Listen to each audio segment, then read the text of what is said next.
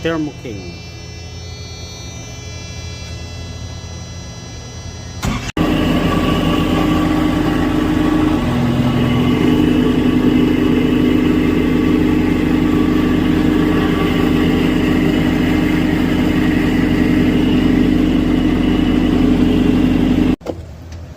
This is the one making noise, the bearing.